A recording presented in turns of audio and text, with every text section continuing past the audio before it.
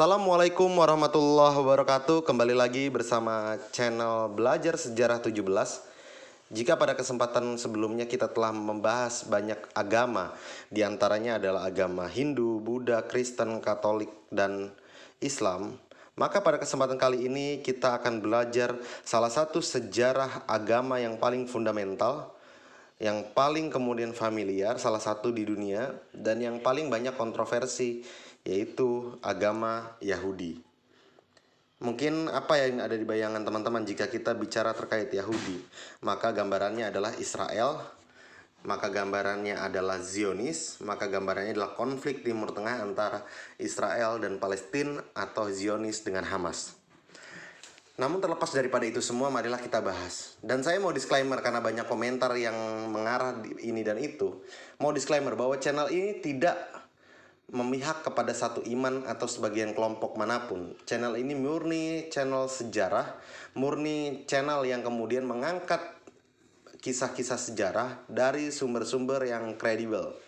Kalaupun seandainya mengambil dari channel-channel di internet, maka tentu saya sebagai narasumber dan juga admin akan mengecek kira-kira referensinya kuat atau tidak, kira-kira sumber yang dituliskan kuat atau tidak. Jadi mohon maaf untuk para orang-orang yang tidak suka dengan perbedaan, tidak bisa menghargai perbedaan, lebih baik skip. Jadi pada kesempatan kali ini kita akan membahas tentang Yudaisme. Yudaisme adalah agama Abrahamik monoteistik, sama seperti Islam, Kristen, dan Katolik gitu, menuhankan satu Tuhan yaitu Esa. Yudaisme atau agama Yahudi adalah sebuah agama Abrahamik monoteistik dan etnis yang terdiri dari tradisi dan peradaban agama, budaya, dan hukum kolektif orang-orang Yahudi. Ini berakar sebagai agama terorganisir di Timur Tengah selama zaman perunggu. Beberapa ahli berpendapat bahwa Yudaisme modern berevolusi dari Yahwisme, agama Israel kuno, dan Yehuda pada akhir abad ke-6 sebelum Masehi.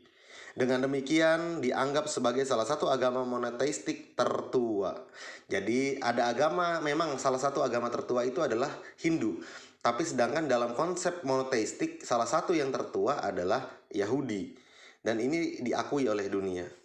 Yudaisme dianggap oleh agamawan Yahudi sebagai ekspresi dari perjanjian yang Allah tetapkan dengan orang Israel. Jadi ejaan Allah itu dalam orang-orang Kristen, Katolik, Yahudi itu diejanya sebagai Allah. Sedangkan saya penyebutan tadi kenapa menjadi Allah? Karena saya sebagai seorang Muslim terbiasa dengan sebutan yang demikian. Nenek moyang mereka ini mencakup banyak teks, praktik, posisi teologis, dan bentuk organisasi. Adapun kitab sucinya adalah Taurat atau Taurat. Wilayah agama dominan di Israel dan tersebar luas di seluruh dunia sebagai minoritas. Bahasa Ibrani Alkitabiyah dan Aram Alkitabiyah. Pendiri adalah Ibrahim secara tradisionalis. Didirikan milenium ke-1 sebelum Masehi, abad ke-20 sampai 18 sebelum Masehi tradisional, Yehuda Mesopotamia tradisional. Terpisah dari Yahwisme. Taurat seperti yang umumnya dipahami orang Yahudi adalah bagian dari teks yang lebih besar yang dikenal sebagai Tanakh.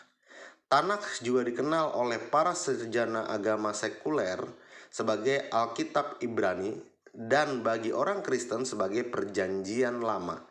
Tradisi lisan tambahan Taurat diwakili oleh teks-teks selanjutnya seperti Midrash dan Talmud.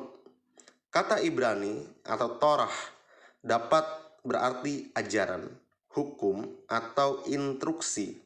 Meskipun Taurat juga dapat digunakan sebagai istilah umum yang merujuk pada teks Yahudi manapun yang memperluas atau menguraikan 5 kitab Musa yang asli, mewakili inti dari tradisi spiritual dan agama Yahudi. Taurat adalah istilah dan seperangkat ajaran yang secara eksplisit memposisikan diri mencakup setidaknya 70 dan berpotensi tak terbatas aspek dan interpretasi. Teks, tradisi, dan nilai Yudaisme sangat mempengaruhi agama-agama Abrahamik di kemudian hari, termasuk Kekristenan dan Islam. Hebraisme seperti Helenisme memainkan peran penting dalam pembentukan peradaban Barat melalui dampaknya sebagai elemen latar belakang inti kekristenan awal. Dalam Yudaisme, ada berbagai gerakan keagamaan yang sebagian besar muncul dari Yudaisme rabbinik yang menyatakan bahwa Tuhan mengungkapkan hukum dan perintahnya kepada Musa di Gunung Sinai dalam bentuk Taurat tulisan dan lisan. Secara historis, semua atau sebagian dari pernyataan ini ditentang oleh berbagai kelompok seperti Saduki dan Yudaisme Helenistik selama periode Bait Suci kedua. Orang Karaite selama periode awal dan akhir abad periode pertengahan, dan di antara segmen denominasi non-ortodok modern, beberapa cabang Yudaisme modern seperti Yudaisme humanistik dianggap sekuler dan non-teistik. Saat ini, gerakan keagamaan Yahudi terbesar adalah Yudaisme ortodoks, Yudaisme Haredi, dan Yudaisme ortodok modern, Yudaisme konservatif, dan Yudaisme reformasi.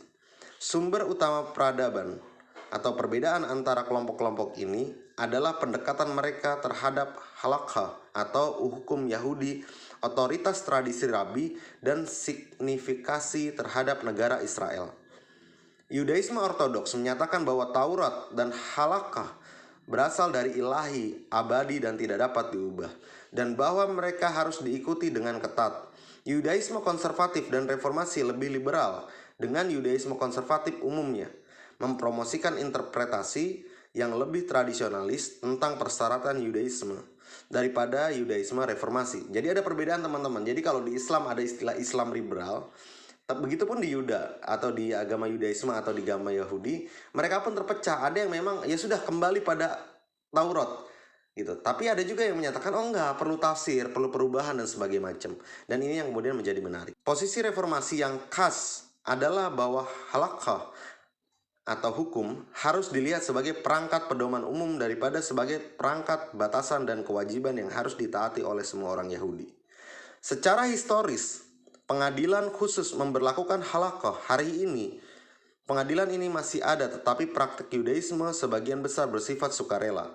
Kewenangan dalam masalah teologis dan hukum dipegang oleh satu orang atau organisasi, tetapi pada teks-teks suci dan rabi dan para cendekiawan yang menafsirkannya. Yahudi adalah kelompok etno-religius, termasuk mereka yang lahir sebagai orang Yahudi atau etnis Yahudi, selain mereka pindah agama ke Yudaisme.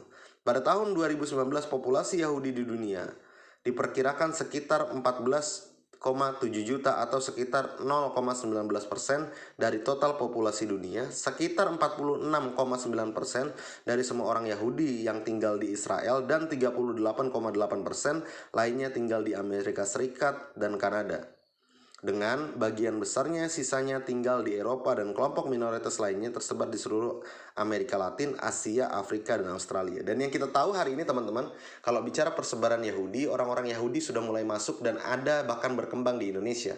Dan ini merupakan suatu keberagaman. Kalau bicara toleransi, kita harus menghargai. Cuman bagaimana kemudian nanti pemerintah apakah akan mengakui ini sebagai agama resmi di Indonesia sebagaimana agama lainnya atau tidak? Maka itu kita kembalikan kepada kepemerintahan di Indonesia di kemudian hari.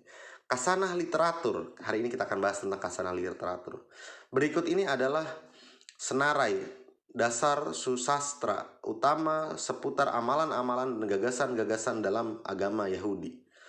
Pertama adalah Tanak, Alkitab Ibrani dan susastra Rabani, Masorah, Targum, tafsir Alkitab Yahudi, susastra zaman Talmud, susastra Rabani klasik, Misnah beserta dengan ulasan-ulasannya, Tosefta dan risalah-risalah kecil, Talmud. Nah, Talmud ini terbagi menjadi dua, yaitu Talmud Babel atau Babel beserta ulasan-ulasannya dan Talmud Yerusalem beserta ulasan-ulasannya.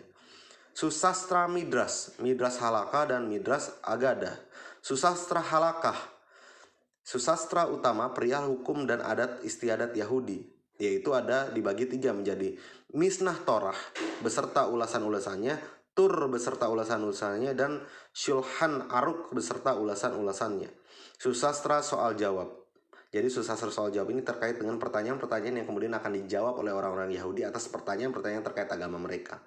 Gagasan dan etika Yahudi. Jadi ada juga nih bahasan dan etika terkait orang-orang Yahudi. Yang pertama ada filsafat Yahudi, yang kedua ada susastra Musar, dan sekian banyak susastra lain mengenai etika Yahudi, Kabalah, dan aneka susastra Hasidi. Lalu kemudian ada sidur dan tata ibadat Yahudi. Yang terakhir ada piyut atau syair Yahudi klasik. Sejumlah besar susastra Yahudi tradisional tersedia daring di berbagai basis data Taurat atau versi elektronik dari Kasana Susastra Yahudi tradisional. Banyak identikal dengan opsi pencarian lanjutannya. Baik, kita akan mengenal satu persatu, walaupun mungkin memang tidak semua, tapi itulah sedikit tentang gambaran agama Yahudi. Cukup menarik, dan kita akan bahas terkait dengan jati diri maupun mazhab-mazhab dalam agama Yahudi. Istilah Yahudi ada dalam bahasa Indonesia diturunkan dari kata Arab yang artinya al-Yahudi, yang juga berasal dari kata Ibrani yang artinya Yehudi, artinya orang Yehuda. Frasa agama Yahudi adalah padanan untuk kata Ludaismus, bentuk Latin dari kata Yunani yang artinya Laudaismos, dibentuk dari kata kerja Ioudezein yang berarti memihak atau menyerupai orang Yudea. Cikal bakal kata ini adalah kata Ibrani, Yehudah, yang juga adalah cikal bakal dari kata Ibrani untuk agama Yahudi, yakni Yahadut.